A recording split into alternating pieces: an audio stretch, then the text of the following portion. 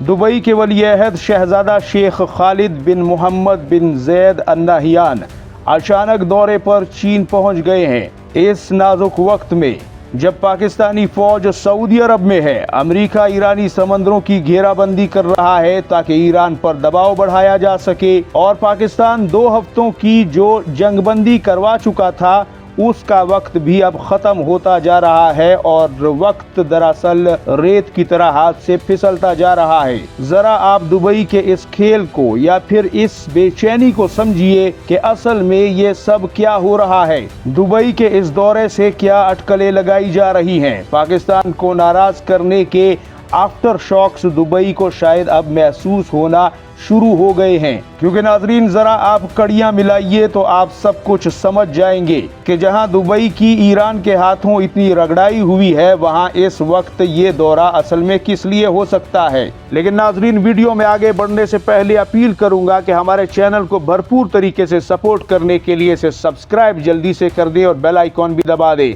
ताकि हमारी ये मुलाकात रोज होती रहे और हम आप जैसे कीमती नाजरीन तक अपना कंटेंट पहुंचाते रहें। जज़ाकल्लाह। दुबई ने पाकिस्तान को दबाव में डालने के लिए पाकिस्तान से 4.5 अरब डॉलर वापस मांगकर देख भी लिया, जिनका बंदोबस्त भी पाकिस्तान ने आनन फानन कर दिया।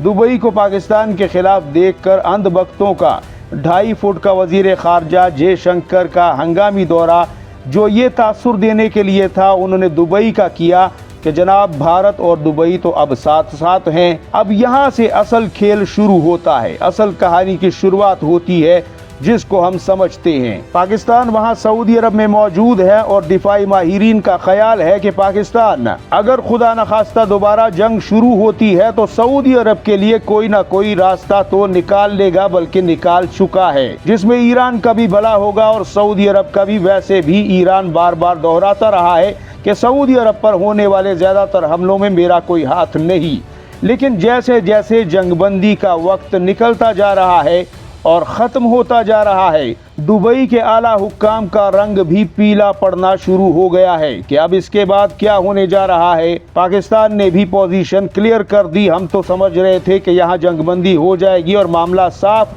और उसके बाद हम और भारत हाथों में हाथ डालकर नगमा दोस्ती गाएंगे और उसके बाद सब कुछ ठीक हो जाएगा। अब पाकिस्तानी फौज के सऊदी अरब में होने से सऊदी अरब की छाती तो चौड़ी हो गई है। अब उसे किसी की परवाह नहीं, किसी से उसे कोई डर नहीं। मुस्लिम दुनिया की इकलौती न्यूक्लियर ताकत ने वहां पर अपना खैमा गाड़ दिया है, लेकिन पाकिस्तान का मशरिकी वुस्ता में उठाया गया कोई भी कदम चीन के साथ सलाह मशवरे के बगैर तो हो नहीं सकता। एक तवील मुशावरत के बाद अपने स्ट्रेटेजिक इत्तेहादियों से पाकिस्तान ने हर कदम उठाया है, और होना भी ऐसा ही चाहिए, क्योंकि हर कदम का एक रद्द-ए-अमल होता है जिसे सामने रख कर कदम उठाया जाता है। तो क्या दुबई की दौड़ें अब चीन भी लगवाएगा? चीन और पाकिस्तान के मुखालिफ जाना शायद दुबई के लिए एक तारीखी गलती साबित हो, लेकिन इसके असरात इतनी जल्दी नुमाया होंगे ये किसी ने सोचा नहीं था, क्योंकि असल मसला तो खलीजी समंदर हैं जहां से दुनिया की तिजारत होती है और जहां से ये हो सकती है। अब उस इलाके को जरा समझिए।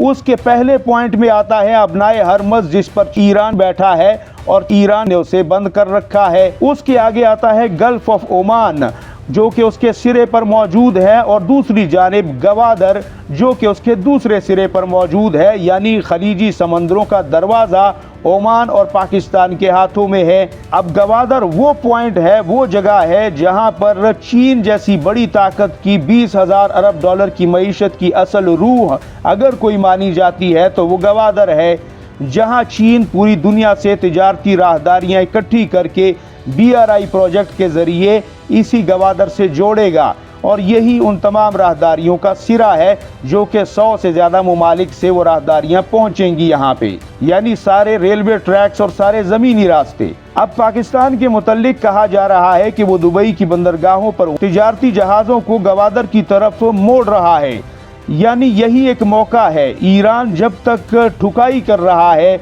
तब तक चीन पाकिस्तान गवादर को पूरी ताकत से खड़ा कर दे। दूसरी तरफ वाक़े मुल्क ओमान है, जिस पर ईरान हमला नहीं करता क्योंकि वो ईरान के हक में है और शुरू दिन से उसने भी ये जंग रुकवाने की कोशिशें की थी, लेकिन कामयाब नहीं हो सका। और वो पाकिस्तान और सऊदी अरब के साथ बहुत अच्छे और ज़बरदस्त ताल्लुकात रखता है।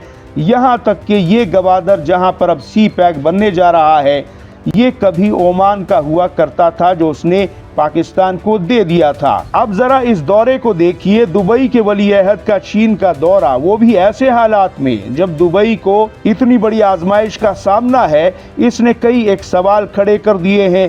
पहला तो ये कि पाकिस्तान के साथ बिगाड़ने से पहले दुबई के हुक्मरान शायद ये भूल गए थे कि चीन पाकिस्तान के याराने में शक की गुंजाइश नहीं है। भारत के साथ बगलगीर होकर दुबई ने सिर्फ पाकिस्तान नहीं बल्कि चीन को भी कहीं न कहीं रंजीदा कर दिया है, जिसका खमियाजा शायद अब भुगतना पड़ेगा, क्योंकि भारत और दुबई को अब ये खदशा है कि एक ऐसा समंदर जिसमें आबनाए हरमज मुकम्मल तौर पर ईरान के कंट्रोल में हो और उससे आगे सिर्फ एक चेक पॉइंट रह जाता है जहां पर पाकिस्तान और चीन समंदर के सिरे पर जाकर बैठ जाएं, तो फिर भारत को 1 लीटर पेट्रोल भेजने के लिए न जाने किस किस की मिन्नत समाजत करना होगी और कब तक करना होगी। ये सारे सवाल भी दुबई के सामने आ सकते हैं। दूसरा सवाल दुबई के कर्ता धर्ताओं को अपने आप से ये पूछना होगा कि एटमी ताकत रखने वाली दुनिया की 5वीं बड़ी फौजी ताकत यानी पाकिस्तान एक मुसलमान मुल्क है।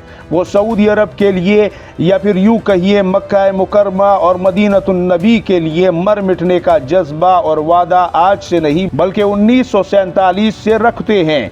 इसके लिए उन्हें किसी रिटर्न एग्रीमेंट की ज़रूरत नहीं। ये तो एक फॉर्मेलिटी थी जो सऊदी अरब के साथ की गई। लेकिन भारत की हिंदू इंतहा पसंदों से बनी हुई फौज क्या कल को हमारे लिए किसी पर हमला करेगी? सवाल ही पैदा नहीं होता, क्योंकि भारत में मौजूद हिंदुत्व सरकार का फादरलैंड ही कोई और है। तीसरा ये कि चीन, पाकिस्तान और रूस जिस तरह ईरान की मदद कर रहे हैं, इस बहरान में कल ईरान इनका एहसानमंद होगा। खित्ते के बाकी ममालिक भी पाक सऊदी इत्तेहाद का हिस्सा बनते जाएंगे। यूरोप तो अमेरिका और इसराइल के लिए मैदान में नहीं उतरा, तो कल दुबई के लिए क्या मैदान में आएगा?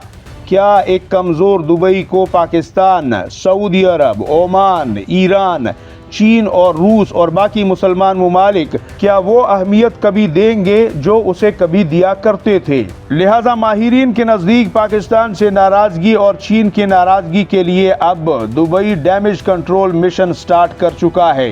डैमेज कंट्रोल मिशन, उसे अंदाज़ा हो रहा है कि उसने जज्बात में कहीं कुछ गलत तो नहीं कर दिया। और ये एक अच्छी बात भी है। अगर सुबह का भूला रात को घर लौट आए तो उसे भूला नहीं कहते। पाकिस्तान का दोस्त और भाई सिर्फ दुबई नहीं था जिसने उसे 4-6 अरब डॉलर दे दिए थे। पाकिस्तान आलमी ताकतों की ज़रूरत है और उसके और भी बहुत से इत्तेहादी हैं। इसीलिए 2 दिन में सारी रकम का बंदोबस्त हो गया जो इतने नामुनासिब अंदाज में मांगी गई थी। चीन ने गवादर में 65 अरब डॉलर, सऊदी अरब ने रैकुडक, JF-17 और सी पैक के लिए रकम के जरिए 30 अरब डॉलर की इन्वेस्टमेंट, यहाँ तक कि अमेरिका जैसा मुल्क जो इस्लामी मुल्क नहीं है उसे भी आए दिन पाकिस्तान को अरबों डॉलर देने पड़ते हैं, क्योंकि पाकिस्तान की ज़रूरत कदम कदम पर पड़ती है। और ये वही पाकिस्तान है जिसने अरब इसराइल जंग में अपने पायलट भेजे थे और फिर उसके बाद दुनिया ने तमाशा देखा था। बहरहाल एहसान पुराने हो जाएं तो पहले बोसीदा हो जाते हैं और फिर दुश्मनियों में बदल जाते हैं। ऐसा ही हमेशा दुनिया में नजर आया है।